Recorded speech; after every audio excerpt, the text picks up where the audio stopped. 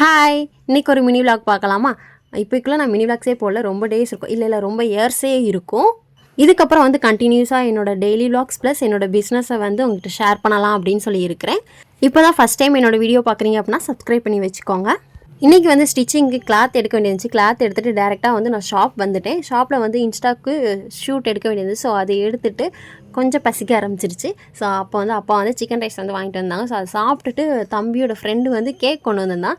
எதுக்கு கொண்டு வந்தான்னு அவனுக்கும் தெரியாது, எங்கள் யாருக்குமே தெரியாது. எல்லாருக்குமே வந்து ஒரு சர்ப்ரைஸ் தான். எங்கள் அண்ணன் வந்து இது என்னதுடா இவனை நம்பி இதை ஓப்பன் பண்ணலாமா அப்படின்ற ஒரு டவுட்டில் தான் இருந்தான். ஸோ அதை ஓப்பன் பண்ணி கொஞ்ச நேரம் ஷாக்லேயே தான் இருந்தான், இது என்னதுன்னு சொல்லிட்டு.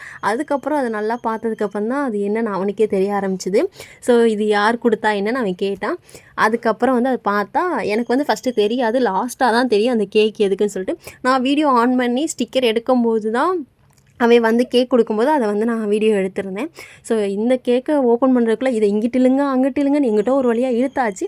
அதை இழுத்துட்டு கேக் செலிப்ரேஷன்லாம் முடிச்சதுக்கப்புறம் ஸோ நம்ம எப்பயும் போல் வழக்கம் போல் கொரியர் பார்சல் பண்ணுறதுக்கு கொரியர் வந்து டிஸ்பேச் பண்ணுறதுக்கு பேக் பண்ண ஆரம்பிச்சிட்டோம். முடிச்சதுக்கப்புறம் வீட்டுக்கு வந்து சாரீ ப்ரீ ப்ளீட்டிங் வந்து வந்திருந்தது, அதை எடுத்துகிட்டு வந்துட்டேன். நாளைக்கு வீடியோவில் பார்க்கலாம். பாய்.